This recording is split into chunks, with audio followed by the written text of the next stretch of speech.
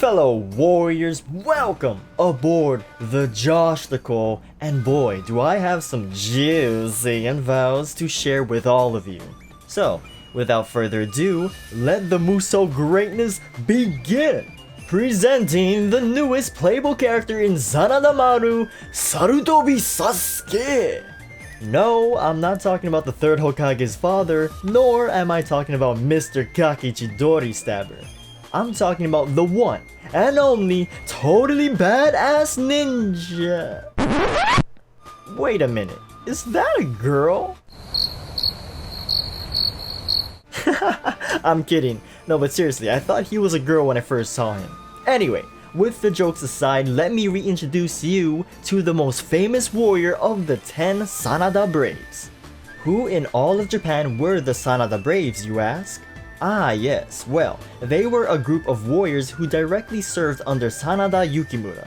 That's right, we've got another addition to the Sanada clan. As previously mentioned, this man is a ninja. The newest one since Kotaro Fuma back in Samurai Warriors 2. In terms of ninjas in Samurai Warriors, we have Kunoichi, Nene, and the already mentioned Fuma. Oh wait a minute, how could I forget Hattori Hanzo? Speaking of Hanzo, Sasuke was actually a pupil or disciple of his. I guess you can say Hanzo served as a much needed father figure to Sasuke. Okay, so he's a ninja that serves the Sanada clan. Got it. But a ninja can't fight without a weapon. Ta-da! Sasuke's choice of weaponry is a pair of arm blades. Just as my man Serene says in his video, he oddly resembles Sun Tzu and his tonfas, which I welcome in open arms. Honestly, I'm not a big fan of Sasuke's general character design. However, I must say I am highly intrigued by this man's mask. Let me show you. In all but one screenshot, he isn't wearing his mask. But here, we can clearly see him wearing it. Looks like he'll have slightly different costume variations with or without his mask. Kind of like Shahodoon's eye patch in the Dynasty Warriors series. It's a nice detail by Omega Force, a small one, but a very neat one nonetheless. I think we've talked enough about Sasuke-kun, so let's move on to my waifu, Lady Chacha. So if you watch my past video on Chacha, the biggest mystery surrounding her was her weapon. Well, the code has been cracked. Behold!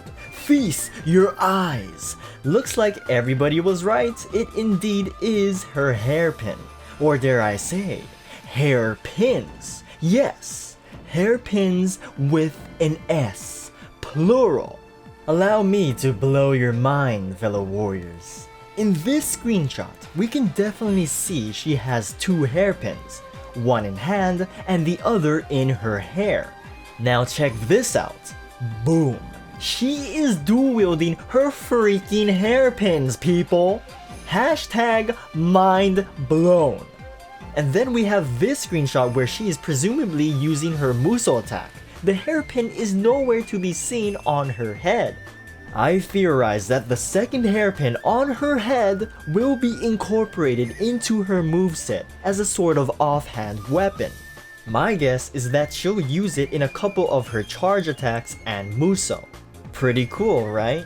But we're not done yet. Here we have Chacha in her child form. What an absolute cutie. Talk about kawaii overload. Looks like the Sanada family aren't the only ones making use of the new character aging system. My guess is that due to time constraints and resources, it's safe to say that only the Sanada family and new characters that debut in Sanada Maru will take advantage of the aging system. But don't twist my words, I would absolutely love to be wrong. Now this begs the question, will Child, Chacha, and Yukimura be playable to fight on the battlefield? In the past, we've seen Child Yukimura holding a stick weapon just like he would as an adult. So I'd say the odds are most definitely in our favor. But of course, we'll have to wait and see. Hopefully Tokyo Game Show will shed some light on this matter. Before we head on over to the screenshots, I want to bring up another question. How many more new character additions will we get? With Masayuki, Chacha, and now Sasuke, that makes 3. This is just pure speculation on my part, but I think we'll receive 1 more, and 2 more if we're lucky. What do you guys think? Just some food for thought. And finally, to end the video, let's talk about the rest of the release screenshots. We've got more images of teenager/young adult Yukimura, as well as more of Masayuki.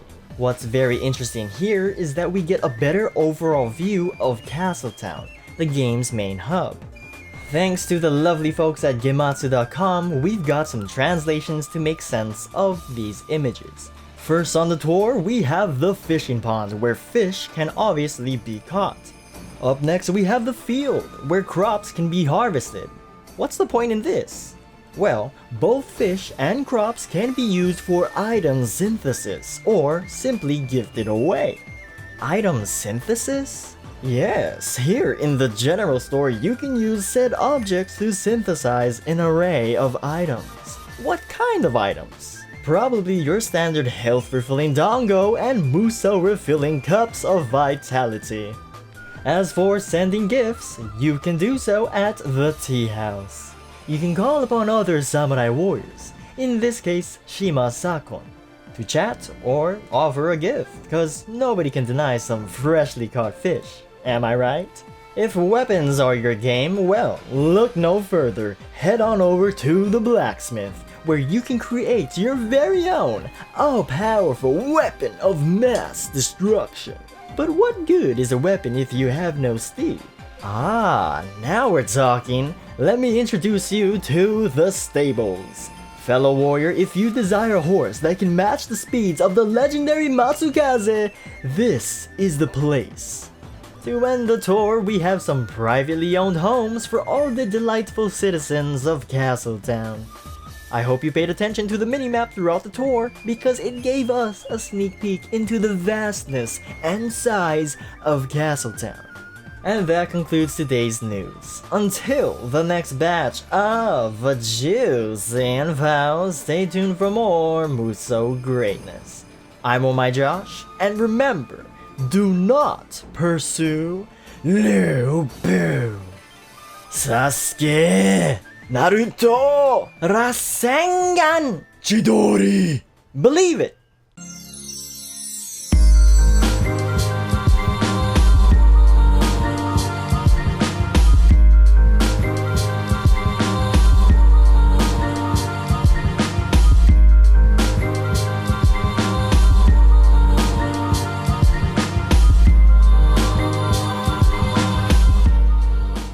Feel the power of my magic! Benevolence!